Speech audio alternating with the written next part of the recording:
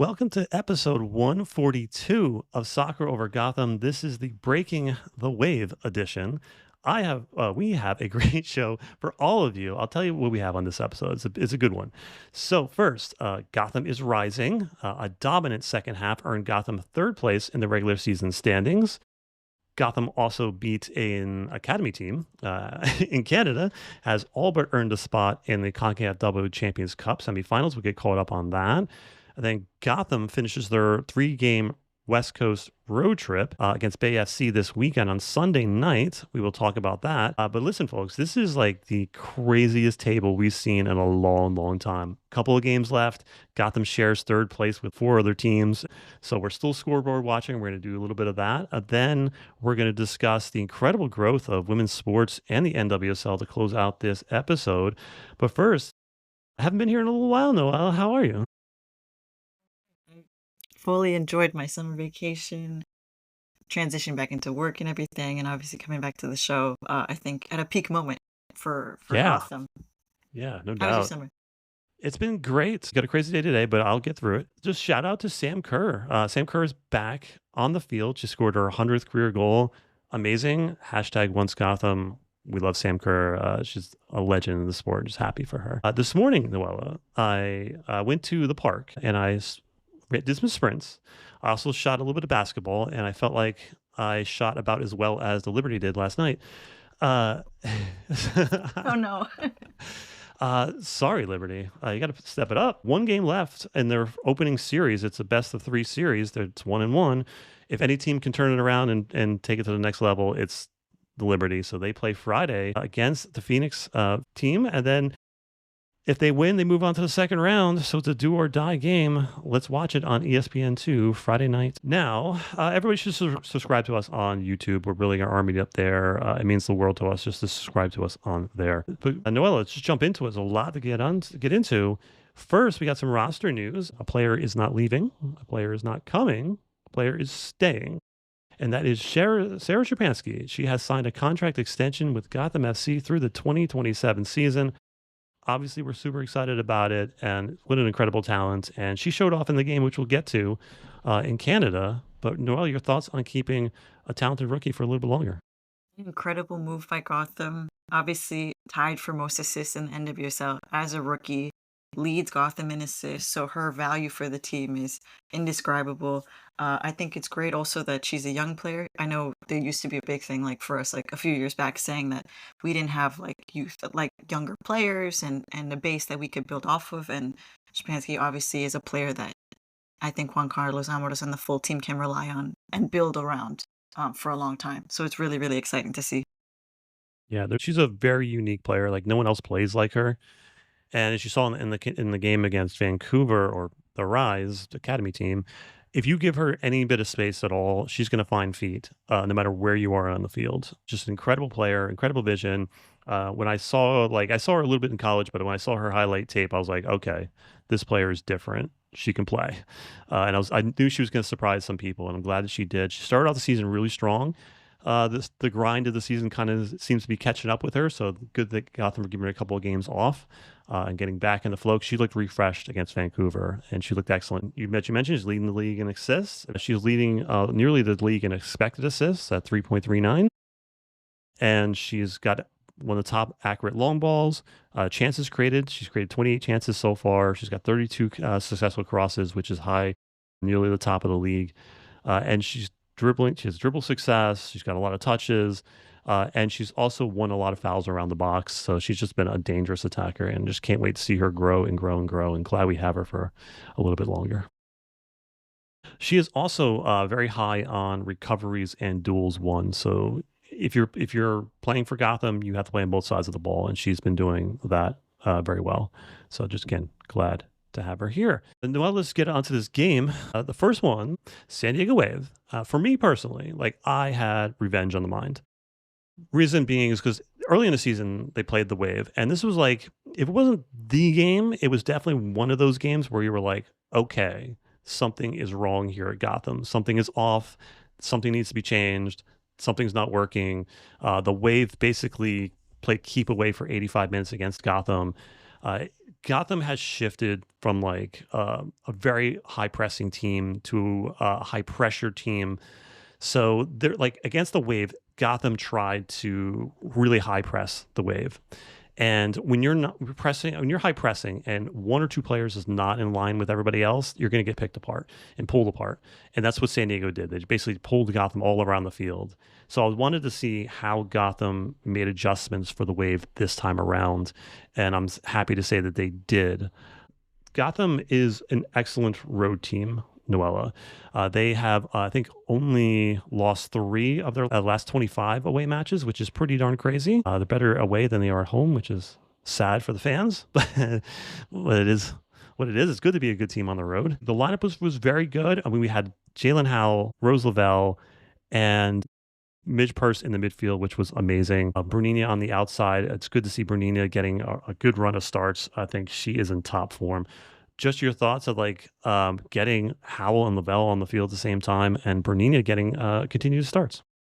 I think a lot of it has to do with the format and the style of play that Juan Carlos Amaros plays, especially on the road. I think he recognizes really well that any home team is going to want to keep possession, want to play out from the back, and want to pressure in this way. So it was really really exciting to see him put out this lineup and kind of make sure that when the team was pressing forward, that it was a collective effort. And obviously, we'll get into the first goal for Gotham, but they were able to really read the play well and take advantage of the field conditions to be able to press and take advantage of their mistakes. But obviously having Lavelle back from like yeah, I know she's been on and off with like injuries and stuff, and having her with Howell, who has had also we'll talk about it later, a really standout season. Them two together is really, really, really exciting to see, especially right before playoffs. Having that combination and then gelling together and putting together a lot of like really threatening chances. It's going to be really exciting to see. Yeah, absolutely.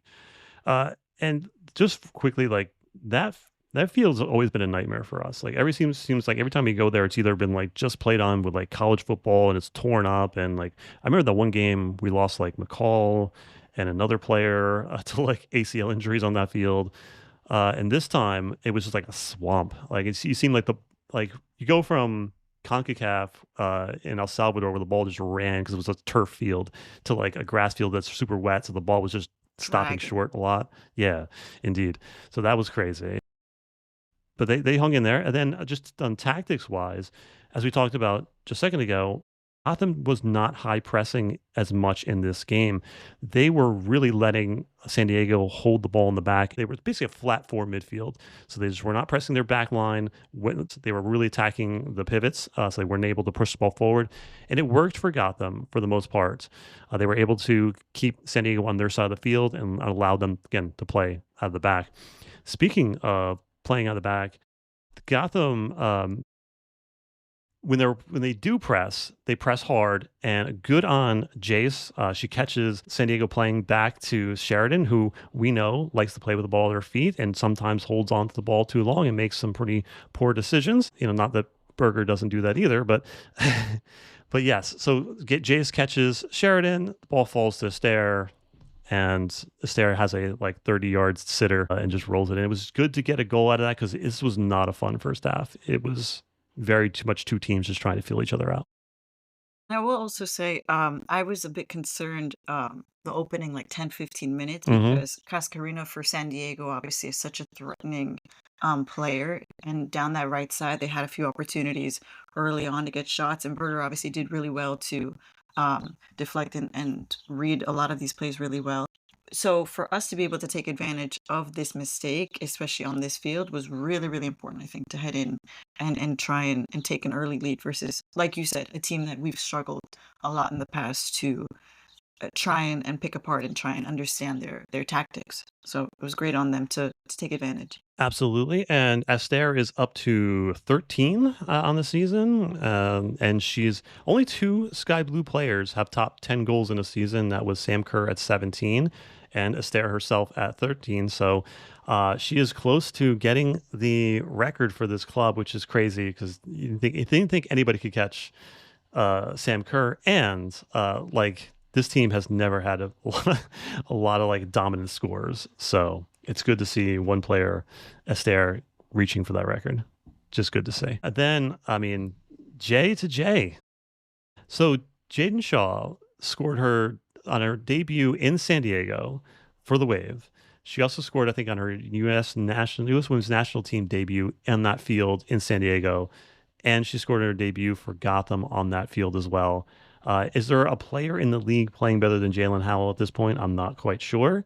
What a ball in right at the perfect level. Easy for a player of Jaden Shaw's talent to be able to just flick that onto the net.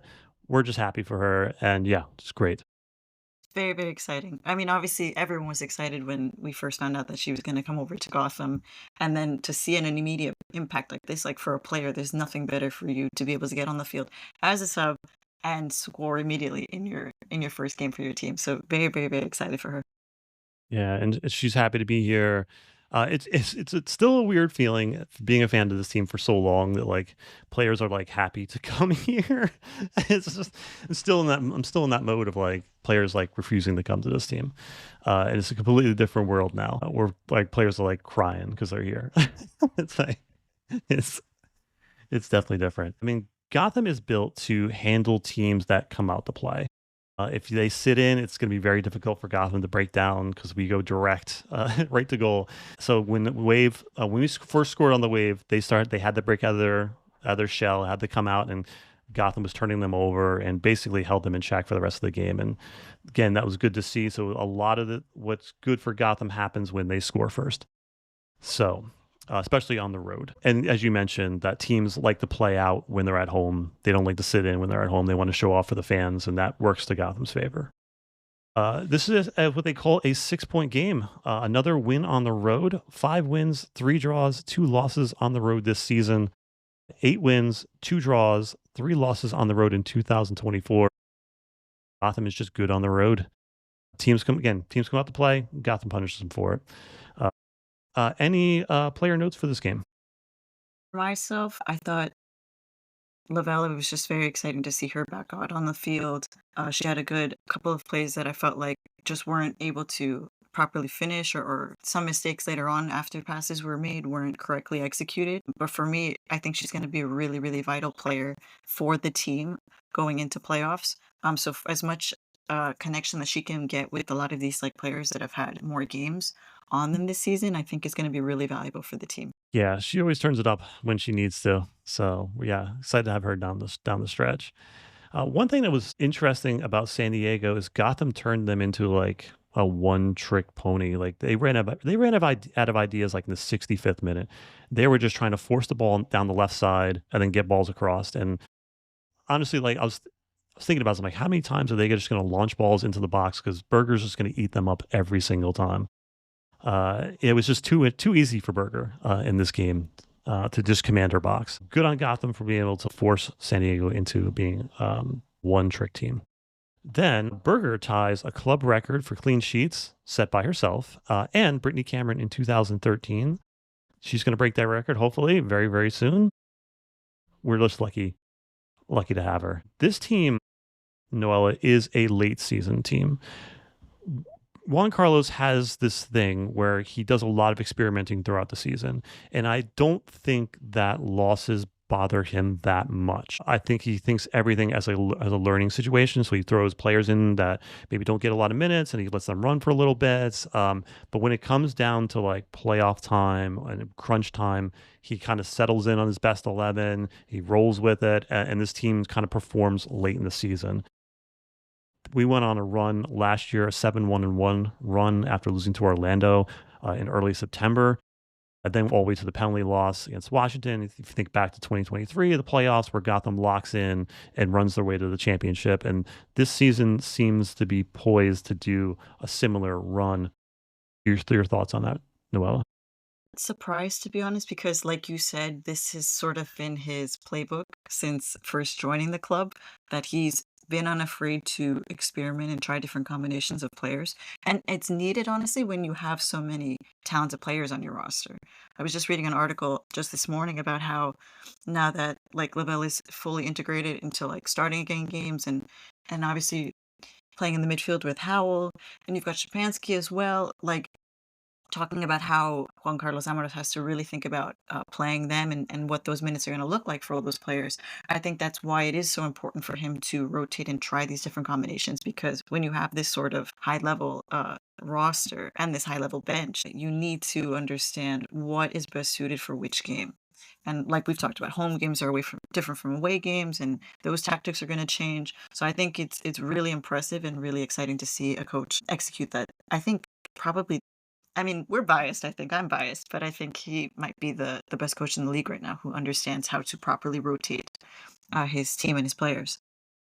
Yeah, he does a lot of little things that other coaches don't do.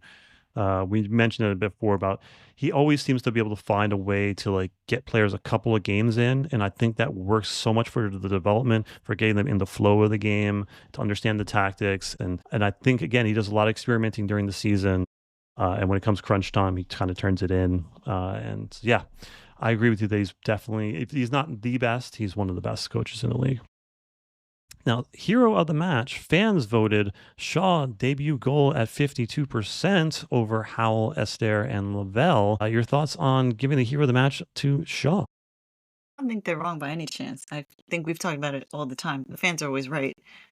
For me, I'm just from like a tactics and like a game momentum shifting. I would give it to Esther just because again that first goal away in a game like this where it's sort of those first 10-15 minutes again I was a little bit concerned in terms of just like how much they were pressing and trying to take advantage of that right flank.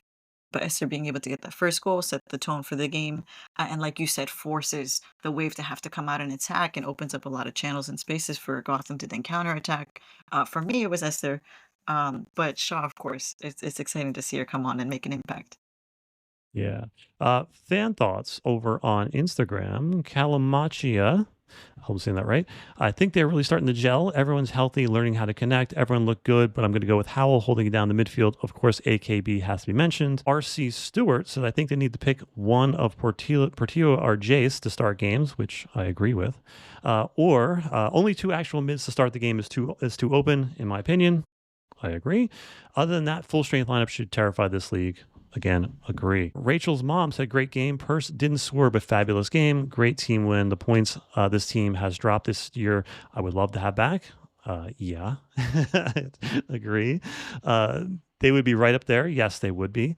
Losses or ties against teams that they should have absolutely beat. Yes, we will get into that, but like good teams beat teams they're supposed to beat, and Gotham has not been a good team this season when it comes to that. They have not put away bottom table teams or teams that they are supposed to put away. And I have Howell in this one just because of the second goal. I think she's playing better than everybody in the league. Yeah, she's on a roll. She's up for Player of the Month, I think, of last month, which I think is a shoe in, but again, we're biased. Stats of the game. I think the players that showed off this game were Lavelle and Howell. Lavelle played 77 minutes. She had 7 of 9 ground duels won. I think that's like the thing that jumps out to me about Lavelle is you look at her and she's not the biggest player. She doesn't look like she's that fast, and then you see her running. You're like, okay, how did she get from there to there so quickly? It's still like, shocks me sometimes with how fast she is. But I think the thing that gets her is I think she is braver. Her mind is braver than her body. She throws her body into all these tackles and all these things, and like sometimes her body just isn't able to handle it, so she ends up injured a lot. But she won 7 of 9 duels. She had 3 of 3 successful dribbles. She had 11 recoveries, 5 chances created, just all over the field. An amazing performance from Rose. Now Howell, on the other hand, is built for battle. She won 8 of 9 duels, 6 of 7 aerial duels, 3 of 4 of her tackles. She had an assist. Well done, Jalen. That's why I picked her to be the hero of the match for this one. And she simply owned the middle of the park. It's just a one big firestorm in the middle of the park as far as our heat map. Any final thoughts before we jump to the next game? Just excited to see, like our first comment, kind of much had said, the team is properly gelling together. They're finding their connections together, and I mean, listen, the stats don't lie.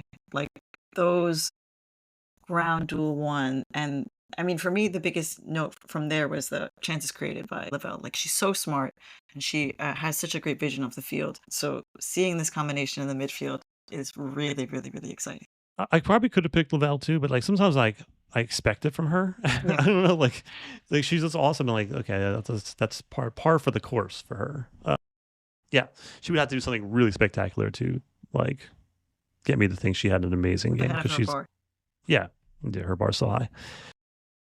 Going to Vancouver, this is true. It is an academy team. Most of these players are anywhere from like 15, 16 to 20 years old. Vancouver Rise absorbed the Vancouver Whitecaps academy team, so it's their academy now. They could send players down to this game. They only sent down, I think, their backup keeper for this game. So this is pretty much an academy team lineup, and it's wild. Just I'm just gonna put this out there. You look and you look at the camera pans to the Rises academy team's bench, and it's just like a regular coach.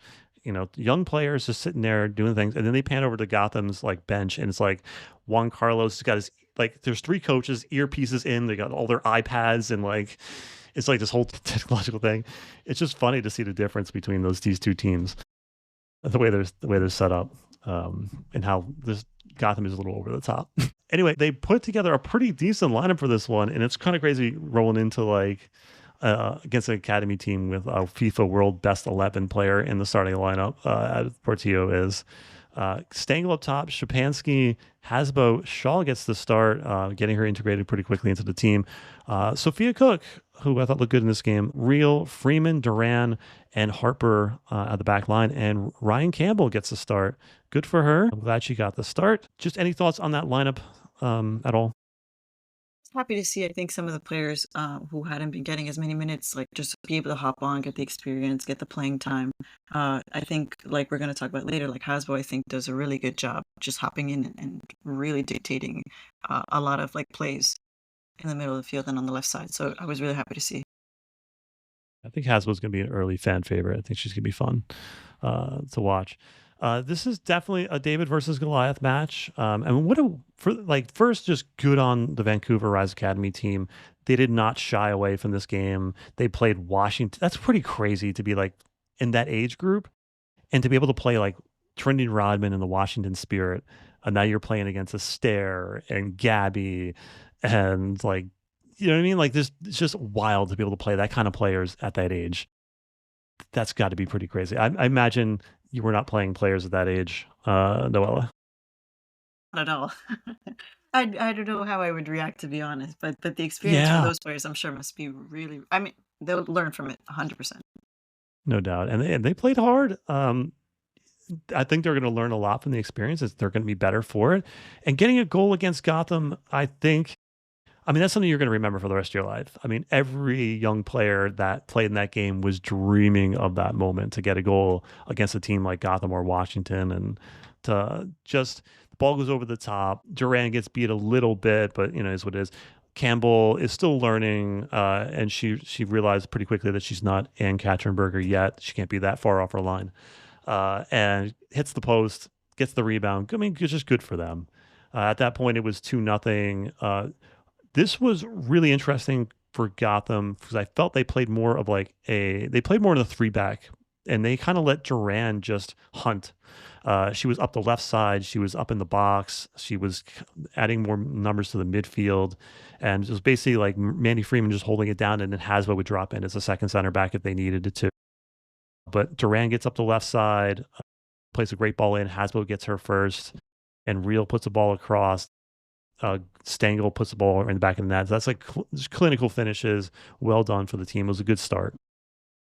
I think we're gonna talk about later also, I think the team was a little bit, passive in certain moments of the game also, Mhm. just because, like, possession-wise, I know we're gonna look at, like, it was overwhelmingly in favor of Gotham. So with that one goal that, like, we kinda let up a little bit early on, it sort of that like, it was good on Vancouver, absolutely, to be able to take advantage of that and take advantage of the situation, and I think therefore was able to read the play really well. But I also know that in those types of games where you do feel like I think you made a note of it early on, or in the notes. It's more of a like a David and Goliath sort of situation. I think it was pretty evident that they were kind of just going through the motions. So it made sense. Yeah, we mentioned Juan Carlos earlier about how he coaches, and I think this game in particular, he wanted to try stuff. You noticed like on the set pieces, especially like the corner kicks, they were trying like a couple of different looks, like going near post and trying to flick it to the middle of the box, and so this is a game where you're expected to win and you want to win, but like this is also a game where you want to try stuff. So I think Gotham tried a couple of things in this game that were different, sending both real far up the wing, sending Duran into the box. So it was, again, it's just a more of an experimental game as well, and results matter, but not really. So I think Gotham got what they needed out of this game. They got the win. They moved on. Goal differential matters. But speaking of difference makers, I think I mentioned Duran being a bit rogue in this game, and I liked it. I think is quite an athlete. She's fast. She's strong. She just belongs at this level. And it's, again, I feel like it's a crime that she wasn't picked up earlier or last season and not playing. It's just wild to me. Your thoughts on Duran being kind of the answer? Gotham was having issues early in the season with defensive depth, and to be able to pick up a player who essentially off the from free agency, a young player, a rookie, and seems to be filling in pretty well. I will say she definitely made a case for herself to be considered in future games and in moments that she can potentially assist and try and because it was surprising for me to see her so far off the field and wanting Hmm. to contribute and make some of these decisions that she was making. I think, even just looking at the tactics of Amoros, I'm not it's a player profile that I think matches what he kind of wants. Someone who is very versatile, someone who obviously is very strong defensively, like that's obviously her position, but has a mindset to go forward, has an idea of how to look at the game moving forward and trying to attack and create opportunities. So uh, I think I think she might have, I don't know, maybe made him think more, consider her more moving forward. She made a case for herself. Another player that made a case for herself was Hasbo. She's such a fun player. She can play deep in the midfield. She can break lines. I thought she was great in the attack, and it is. she's probably like Esther size, right? 5'1", 5'2", maybe. I think she's 5'3", 5'3". I Five only say three. that because 'cause I'm a Okay. 5'3" girly, so, like, I'm we need a respect. We're average height for the world. Yeah, she got some ups. Good goal from her. Got up, got a diving header for her first goal. Well done. Uh, just your thoughts on Hasbro's performance this game.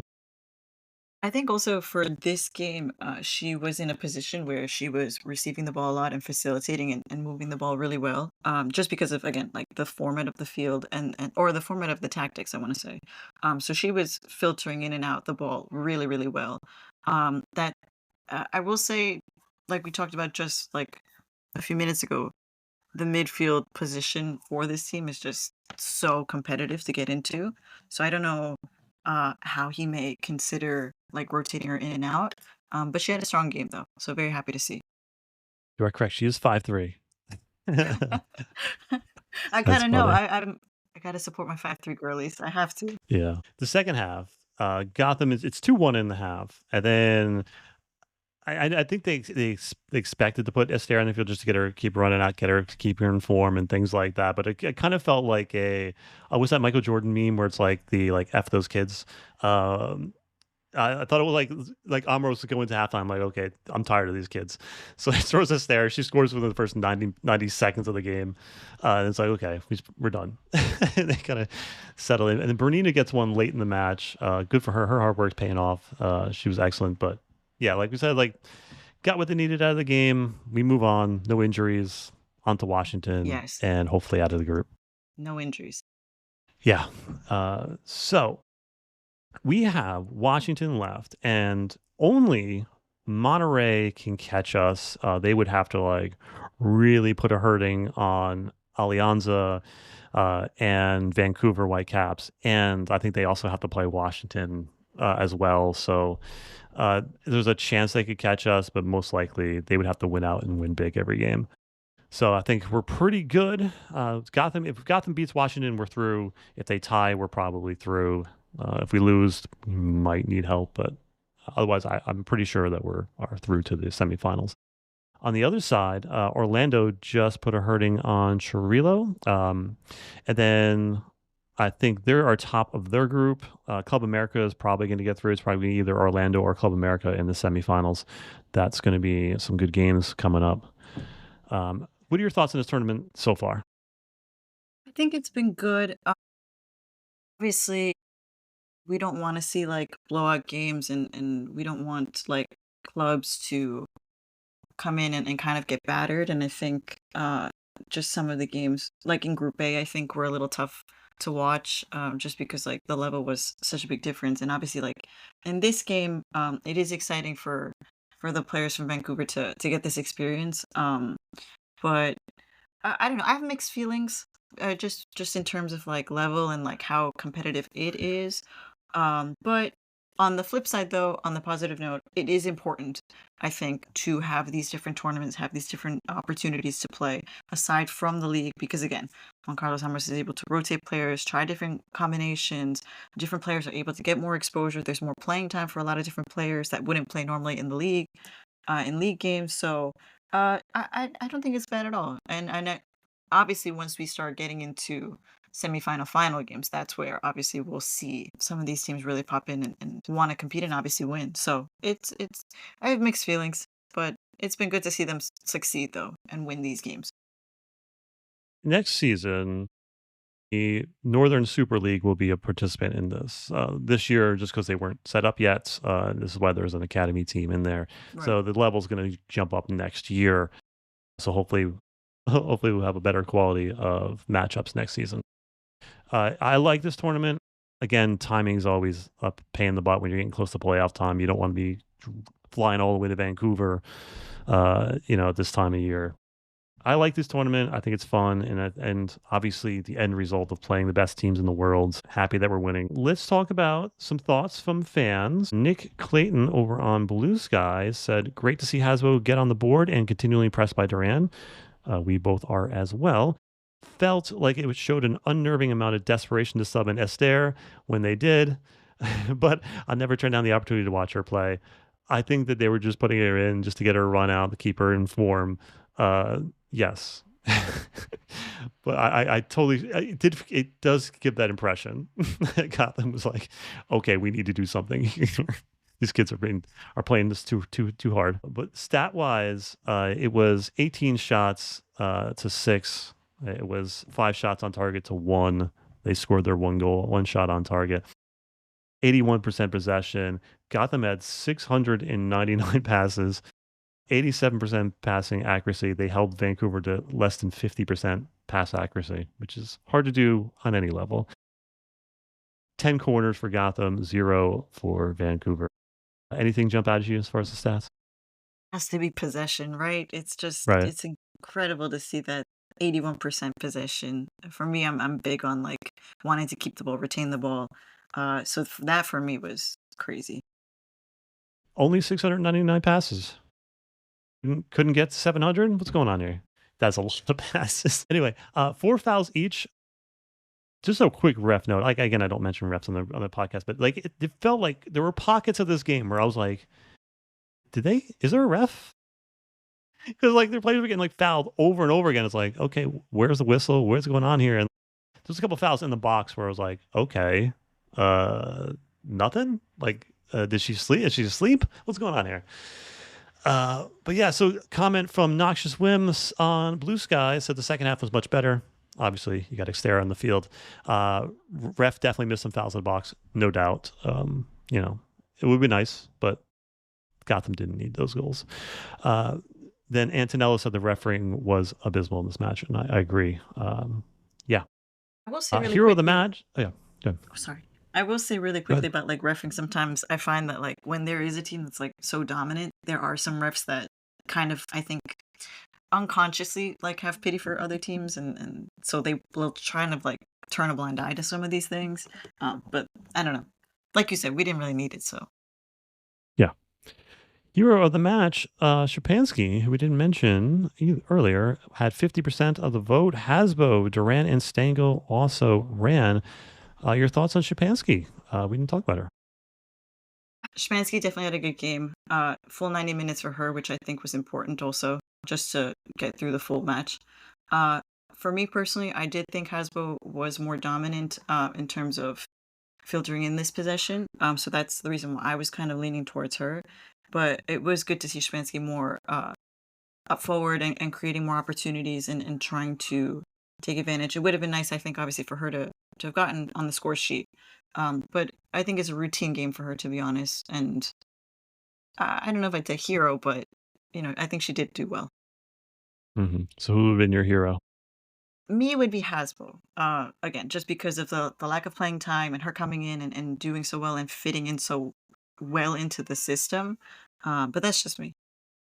Yeah, I got Hasbo as well. Shapansky, as we talked earlier, I'm not sure if there's a better player in the league with time and space with the ball at her feet. She was threading balls over the top and just like it just lands right in the right spot every time to the right foot. Just eagle eyed. I think she's incredible and glad that she's re signed with the team. But yeah, I got Hasbo. I thought Hasbo was excellent all over the field, and especially jumping in as another central defender, which, you know, again, she's a little powerhouse, this player. We love our Harvard midfielders.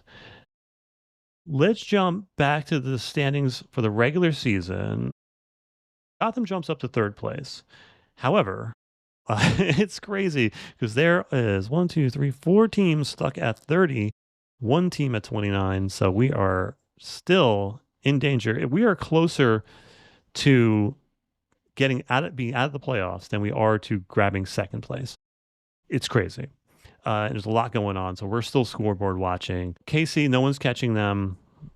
They made it through. They drew against Washington, so it's like, okay, what it is. We are at third place at 30 points. The only reason we are in third place and everyone else is behind us is because of goal differential.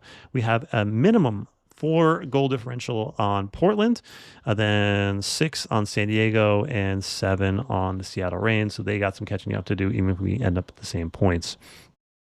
Then Orlando is slipping. They've won one of their last 5 games. I am panicking if I'm an Orlando fan. And Racing Louisville this is a team that always confuses me because they're always the only team above the line with a negative goal differential and a pretty large one too. I don't know how they pull that off. I guess they just lose big. But they're hanging on for dear life because the Carolina Courage is 1 point behind them and Houston Dash is 3 points behind them. And both of them are in better form than they are. So worried about them as well. But I just want to give a quick shout out to Ellie Jean. I think she's having an excellent season. And it's good to see her, as a former Gotham player, finding a spot in a home and playing so well as she has this season. We love her. But Noah, your thoughts on this middle of the table? Gotham is in a pretty interesting situation with a couple of games left. Like you said, I think the biggest thing here is goal differential, and more specifically for me is like goals against the team. They're the second lowest out of all the teams. So even lower than like Washington Spirit. And I used to have a coach that like would love that like one statistic of like how well defensively can we prevent teams from scoring. So 17 over 20 matches. I mean, it's not bad. I don't think it's bad at all. I do think what we're probably going to talk about later on when we look forward to the Bay FC game is that uh, we should have won a lot of games early on in the season that we didn't. And that's kind of putting us in this situation. I don't think anyone's panicking, though. I don't think we're panicking. I don't think the team's panicking. I don't think fans should panic either. But it is obviously a little stressful to have to constantly be refreshing and seeing how other teams are doing as well. Does feel like last season where that loss 5 games ago kind of set the tone where now Gotham has won 3 of their last 4, 3 in a row. So we're in a good spot right now, and hopefully we climb the table. The only thing that's interesting is that Gotham is playing basically top table teams from here on out outside of Bay FC. So it's not going to be easy. Buckle up, fans. It's going to be a wild ride to the finish. Games this weekend. We have Angel City versus Washington Spirit. Where's Angel City at this point? 11th place, 23 points. I let Angel City beat Washington. We got to catch them. And Orlando Pride, North Carolina Courage, draw. I guess. Maybe. I don't know. What do you think? I think the Pride is very, very desperate to turn around like some of these like recent losses. So I think they're going to come out and have to produce a win. Yeah. Houston Dash, Chicago Stars. Let's go Chicago. Chicago's rolling right now. What do they got? They won one of their last two games, and I think they drew. They're unbeaten in five or something. They They're drew trouble. four games. Yeah. Yeah. So, yeah, Mike Tani and Jenna Bike. Let them clear the path for us. So let's go. Let's go Chicago. Utah and racing. I don't know. I guess Utah. Paige Monahan is finding form again. Amani Dorsey's back on the field. Let's go Utah. And then we got KC and Seattle. Got to root for KC. Seattle's with us at 30. Yep. Yep. Got to root for KC. Portland Thorns and San Diego Wave draw. They're both at the same as us. Best we can hope for, right? Nobody gaining 3 points. Then we got the last game of the weekend is Bay and Gotham FC. Your thoughts going into this one? A game that is a must win. Obviously, pick up the points. No injuries, hopefully. I think the matchups are overwhelmingly in our favor. So, like just like lineup wise, I think it should be a strong showing for Gotham, and I think they should go out and play well. And listen, we're away. We're a great away team. I think it works in our favor. Yes, 8:30 p.m. on Sunday, PayPal Park, San Jose, ESPN2. Gotham has dominated this matchup, as you mentioned. Bay FC will be desperate to change that narrative. They're playing spoiler at this point. They really don't have much of a chance to make the playoffs. Um, So it's going to be tough for them, but Gotham is excellent on the road. I expect Gotham to come out with 3 points here. And again, as you mentioned, every game is a must win from here on out. This is Gotham's game to lose. Bay's strength has always been their midfield, and I think with Howell, Shaw, and Lavelle, I think that we should be pretty hard to contain there as well. And as we mentioned, good teams beat the teams they're supposed to. Gotham is supposed to beat Bay FC this weekend. So yeah, Noella, let's talk about something else.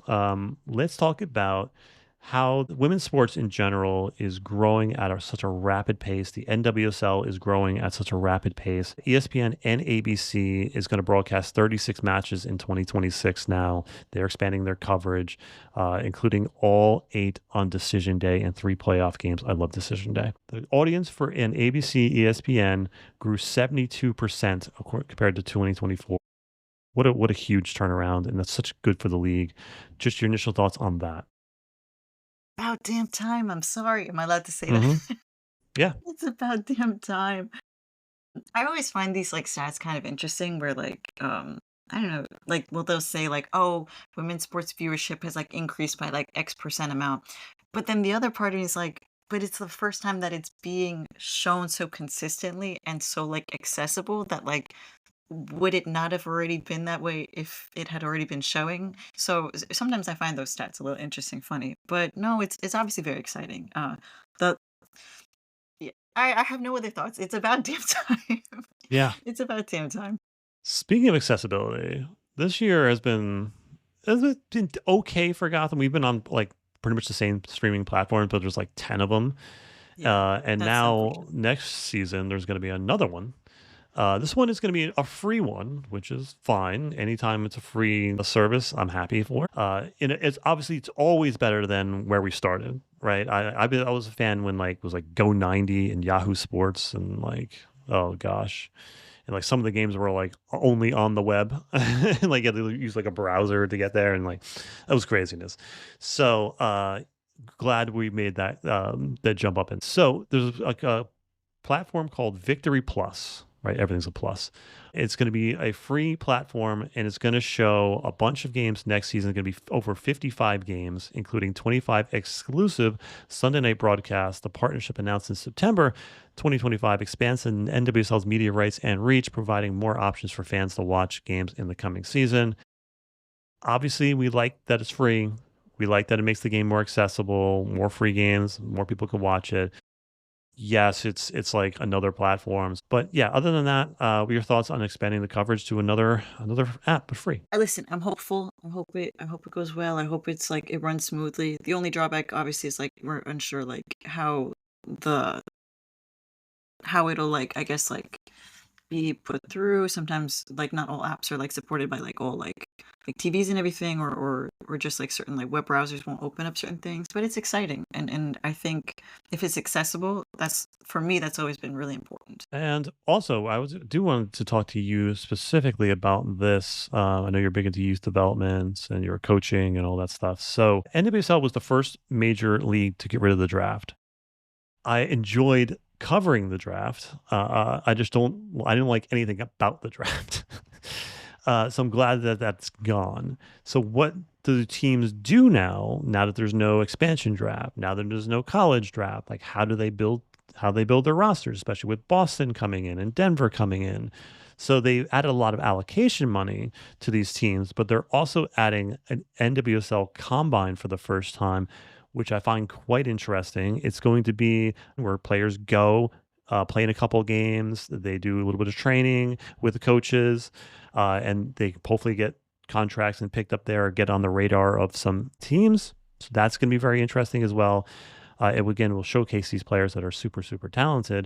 There's going to be two combines. There's going to be an adult combine, which is it's just funny. Adult combine is U18 to U23. And that will feature the nation's top college players, while the youth combine, U13 to U17, will spotlight rising talent in a high impact professional level, evaluating session, giving both groups a unique platform to take their steps into the next level of the NWSL. Your thoughts on this development? 2 thoughts. So, I Hmm. think for the adult combine, where it is college age players, I think it's a really promising, setup because, again, a lot of these players are being evaluated already on a constant basis by different coaches. There's, like, different like, the NCAA, like, in general, is always evaluating for, like, some of these awards for best player, so there is a lot of, like, accessibility and coverage, and we're watching. Again, with the more accessible games and now that games are being showed more, I think it's going to be a really great opportunity to bring up some of these players that are having successful seasons and putting them all together in this environment. The youth combine for me, I'm interested slash worried about how this is going to be selected and kind of like pulled forward from just because so like I am a youth soccer coach, and for me I have players that so just for some context, we've got some players that are around this age and they're trying out currently for like ODP teams and they're trying out for like youth national teams for their countries and their like parents' countries. And for me, it was always interesting just seeing the difference in how the viewership and how like people like observe these players because like back when I was like playing like ODP used to be like the main like I think gateway to trying to eventually make pools for national teams or like regional teams and then like state teams. And now from what I've understood at least is that it's not a one clear pathway, that there are different ways that you can be exposed I think to some of these schools and these youth teams. So I'm just wondering like how like what will dictate like where these players are going to be selected or chosen from? Like are there going to be a certain X amount of players from New York, X amount of players from California? Like what is that number going to look like? Because we can't invite like too many players. And then also, are they going to just be looking at big clubs, which for me has always been a big thing because bigger clubs uh, do produce great talent and players, but there's an accessibility problem there because, if you can't pay for those teams, you're not going to be exposed and you might not be seen by certain things like this. So for the adult combine, I think it makes sense because again, those games are constantly being monitored and evaluated by different people, and I'm sure the league is going to dedicate people to filter through and analyze different players' highlights. The youth level for me, I'm just concerned about like how and where and what criteria is going to be considered to pull out some of these players.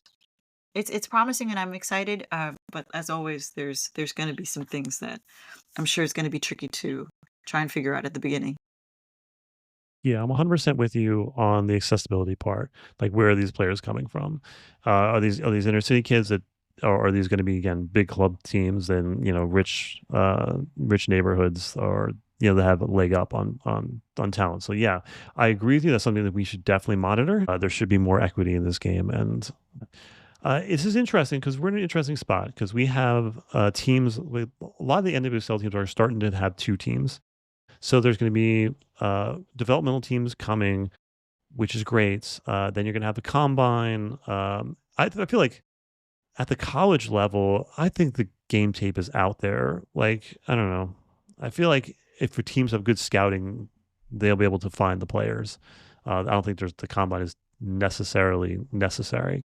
The youth players may be a good way to get them some highlight films and to get into a pro environment. How young is too young, and all those thoughts aside, this is definitely an interesting turn of events, and I think it's a positive thing. We do need more talent pipelines, so it's a step in the right direction for me. Yes, But I share your concerns yes. about the accessibility part as well. So this game this Sunday, any manifestations for this game? Win, no injuries. Win and no injuries. There you That's go. it. I'm going for an Esther brace. She needs to climb that golden boot race. Let's go. Let's punish Bay so you can get out of there. Any random thoughts before we head out? Yeah, just quickly, like I've been getting a lot of ads or not ads. I've been getting like a lot of like posts on TikTok about like this sports bar, this women's sports bar in New York, Wilca's. I don't know if you've seen it. Apparently, it's gotten like pretty big recently. It just opened up this year, I'm pretty sure. And they've been showing, if I'm not mistaken, they've got like 20 like big like TVs and they're all showing like women's sports and obviously they're going to show the Liberty game. They've been showing Gotham games. So yeah, just shout out to Wilca's if you haven't been there. I haven't been there. I kind of want to go. And I mean, I'm always working, but I think it'd be cool to go check it out and like be able to watch with like a whole bunch of like different like fans from all these teams. That would be fun. And that specifically like type of bars are popping up all over the place, which is awesome. And Yes. so again, it speaks to the growth of the league and sports and things like that. Just in general, obviously this podcast itself is soccer over Gotham, but we include things about like the Liberty. We like the Liberty. We like the Sirens. We're fans of Brooklyn FC now, the New York Exiles, the New York Charging, and just every single league, every one that I just mentioned, the WNBA, the PWHL, the USL Super League, all the rugby leagues, the Charging, that are all growing at such a record pace, and there's record breaking viewership for each one of those leagues. They're getting strong corporate partnerships, which is an amazing thing. And the fan feedback from all of these leagues they all seem to be doing it the right way. Everyone seems to be satisfied with players seem to be satisfied with these leagues, and every single one of them is expanding as well, which is a good thing. And each one of them has their own little media rights deal. And the lacrosse league that just started last year, they only did like a small tournament, which I found was a lot of fun, super fun. And they're expanding. They're going to do a full season in 2026, expanding teams, and ESPN picked them up for all their games. So it's just like more accessible. It's more fun, and yeah, I'm just happy that all that is growing. And I'll make a quick note as well. Like we've got some really good lacrosse players here in New York. Like I remember growing up like in high school, like we had some of the in my high school we had two of like the best national team players competing. So it's like we've got talent. It's just a matter of investment and exposure. So excited and hopefully waiting to see that continued growth for the women's lacrosse league. Yeah, Long Island just again built differently. Every time I meet someone from Long Island, I'm like, oh, like that's like the soccer. That's the place for soccer, and they always make sure to go and And lacrosse. lacrosse. No, it is, it is. I don't even play lacrosse, and I make the same distinction as well. I'm like, "No, Yeah, we're pretty good at lacrosse." yeah, yeah. So it's I don't know what do we got going on over there. It's craziness. But yeah, I just have one random thought. I work do the Big Brother program, so I have my little, and I'm trying to like get on his level and like be interested in things that he's interested in. We got tickets to go see the movie Demon Slayer, the anime cartoon, but I've had like 2 weeks to watch like all these shows, and it's like Did you I'm watch it? trying to fit it in. It's a lot. I'm like one episode from the first season finishing, so I have like 4 days to like watch 3 seasons. I don't know how I'm going to pull it off, but You Do you ever got it, watch you that got it. show? I have friends that are a big fan of it. I haven't Uh-huh. personally gotten into it, but I've seen episodes here and there. I would say, I don't know, I don't even know, 3 seasons left before the movie, you Yeah. said? Yeah. The first You season have was like such 26 episodes, and then like the rest of them are like 7 or 8 episodes or something like that. okay, okay, okay, okay. So it's yeah. They're all like 20-minute episodes. Like that's gonna kill me. But I'm trying to get it done. Listen, We'll see what happens. if anyone can make time to, like, somehow, like, get it all in, it's you, because you were telling me about your schedule for today, and I was like, "I don't know how you're doing all that today." Yeah, I wanna read a book. That's all I want to do. Why can't the world just let me relax and read a book? You don't need it. I'm just kidding, you do. We should read more. Yeah, indeed. I've read 14 books since May. I'm pretty excited about that. So, not bad. All right, we will see you all on the next week. Yeah, Ruby's back from vacation. Should be back to our normal schedule. I can't keep track of you guys. You guys are on vacation like every other week. It's fine. All right, so we will see you all soon. Let's go.